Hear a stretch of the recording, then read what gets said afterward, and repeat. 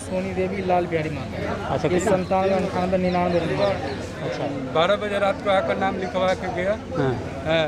3 दिन से दौड़ रहे हैं सर। एक बंदा जैसे रजिस्टर में नाम लिख रहा है, अब वो कह रहा है कि जी मैं रजिस्टर मेंटेन करता हूँ, कल मैं आ जाऊँगा, मैं रजिस्टर में नाम लिखना शुरू कर दूँगा। बल्कि सर मैंने भी सेकंड डोज लगवाई है, यहाँ पर आया था, यहाँ पर नहीं मिली। इतवार के आए थे वो सोमवार के, तो घूर के हम 12 बजे तक चले गए। अच्छा। फिर ये 40 में गए तो वो 4 बजे पहुँचे तो 40 में घुरा दिया। बोलो अब नहीं, वैक्सीन खत्म। मैं रात को 9 बजे आया, 9 बजे आके मैं पेन कॉपी अपनी गाड़ी में थी, मैंने अपना नाम लिखा। उसके बाद में जो आदमी आते गए उनके नाम नंबर वाइज लिखता चला गया। रात के 9 बजे क्यों आते हैं? जी। मेरा आपसे के चैनल के माध्यम से और आपसे भी अनुरोध है कि आप भी अपील करें और आम जनता से भी अपील करें। आप सुबह आए, रात को आने की जरूरत नहीं है। नमस्कार, मैं हूं सुशील कुमार और आप देख रहे हैं प्रवासी एक्सप्रेस। देश की सरकार ने देश के प्रत्येक नागरिक को मुफ्त वैक्सीन लगवाने की व्यवस्था की है और इसको लेकर देश की सभी प्रदेश की सरकारें अपने स्तर पर सभी नागरिकों को वैक्सीन लगवा रही हैं। हम बात कर रहे हैं साइबर सिटी गुरुग्राम का। जी हाँ, हरियाणा की आर्थिक राजधानी कहे जाने वाली साइबर सिटी गुरुग्राम में अब तक करीब 20 लाख लोगों को वैक्सीन लगवाया जा चुका है। ये हम नहीं, ये आंकड़े गुरुग्राम प्रशासन दे रहा है। लेकिन आखिर किस तरह से वैक्सीनेशन हो रहा है, क्या वास्तव में वैक्सीनेशन को लेकर भेदभाव हो रहा है, या फिर जो वीवीआईपीज हैं या फिर जिनका रसूख है उनको ही वैक्सीन लग रहा है और जो गरीब लोग हैं उन तक वैक्सीन की डोज अभी भी नहीं पहुंच रही है। प्रवासी एक्सप्रेस ने इसको लेकर आज गुरुग्राम के सेक्टर 31 पोली क्लिनिक है, वहां जब हम पहुंचे तो देखिए यहाँ का नज़ारा देखकर आप दंग हो जाएंगे। दरअसल ये जो तस्वीरें आप देख सकते हैं, ये गुरुग्राम के सेक्टर 31 पोली क्लिनिक का है और 100 डोज का आंकड़ा आता है प्रदेश सरकार के द्वारा और जिला प्रशासन के द्वारा, और जितने भी सेंटर होते हैं वहाँ वैक्सीन लगवाने की बात कही जाती है। साथ ही पहले आओ और पहले लगवाओ की बात की जाती है। लेकिन अब जरा इस भीड़ को देखिए। अभी सीएमओ साहब कह रहे थे कि जिस तरह से लोगों को वैक्सीन लगवाया जा रहा है उसमें कोई भेदभाव नहीं होता, और जितने डोज हैं, कहीं 100 डोज कहीं 200 डोज, और उसके बाद जो वीवीआईपीज हैं उनके लिए अलग से व्यवस्था की जाती है, उनके लिए अलग डोज की व्यवस्था की जाती है। लेकिन इस गेट की तस्वीरें देखिए कि सुबह का वक्त है और जितने लोग वैक्सीन के लिए आए हैं वो गेट पे खड़े हैं। यहाँ कहीं कोई लाइन नहीं दिख रही है, यानी जो 9 बजे रात से वेट कर रहे हों या फिर जो अभी सुबह 7 बजे आए हों, सबको एक साथ खड़ा किया गया है। और देखिए गेट खुलते ही किस तरह से जैसे पुलिस में बहाली होती है और दौड़ होती है, वैसी प्रतियोगिता यहाँ शुरू है। और गेट खोलते ही लोग एक दूसरे की परवाह नहीं कर रहे हैं और सीधे भाग रहे हैं और अंदर की तरफ जा रहे हैं। इसी बीच देखिए एक शख्स गिर गया, उसे उठा कोई नहीं रहा बल्कि उसके ऊपर पैर रखकर लोग आगे बढ़ जा रहे हैं। आप देखिए कि जिस तरह से ये अंदर आए और अंदर आने के बाद ये लोग लाइन लगाते हैं। जब कैमरा लेकर हम पहुंचे तो वहाँ हमने जो नज़ारा देखा वो आप भी देखिए उस कैमरे की तस्वीरों को कि किस तरह से जो लोग हैं वो इकट्ठा हैं और एक पर्चा कोई शख्स गेट के बाहर बनाता है और उस पर्चे के आधार पर सभी लोगों को यहाँ लाइन में लगाया।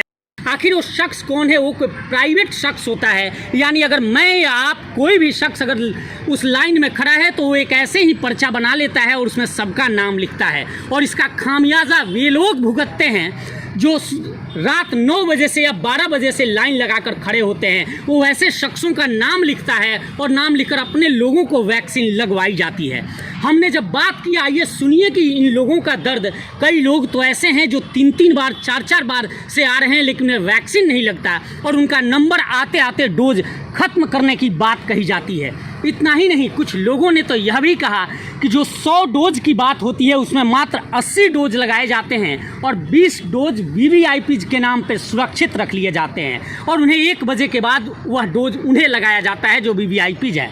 हालांकि इस बात को लेकर जब हमने सीएमओ से इस संदर्भ में बात की तो उन्होंने साफ कर दिया कि जो 100 डोज या 200 डोज निर्धारित होते हैं वो उन्हीं लोगों को लगते हैं जो लोग लाइन में लगते हैं या जो लोग आते हैं।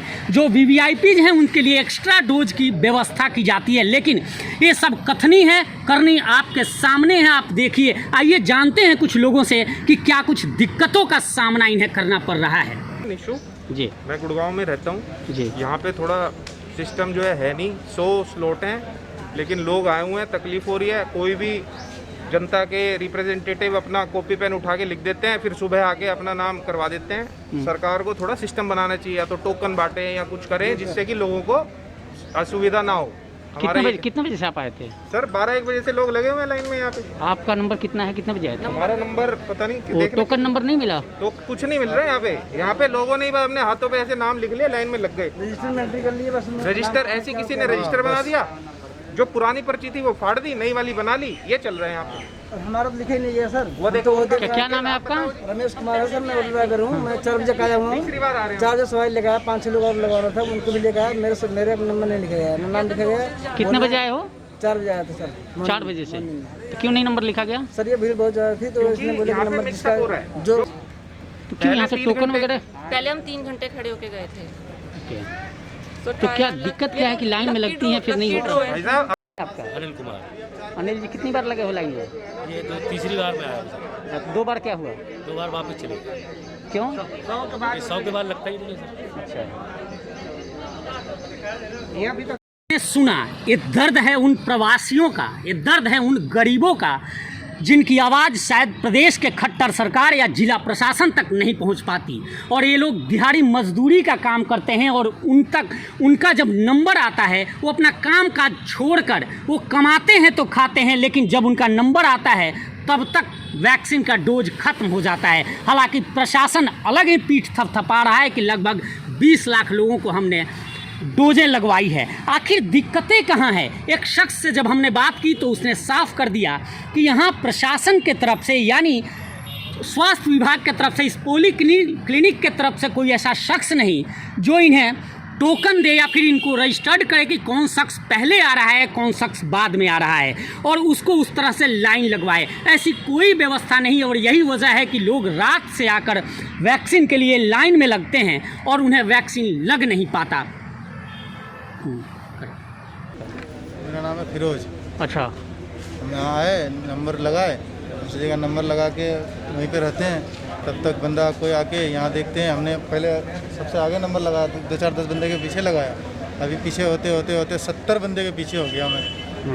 हम 4-5 जने आए थे, एक साथ का थे, कोई इधर हो गया कोई उधर हो गया। हम 70 बंदे के पीछे थे ही नहीं, पीछे कैसे हो गए हम?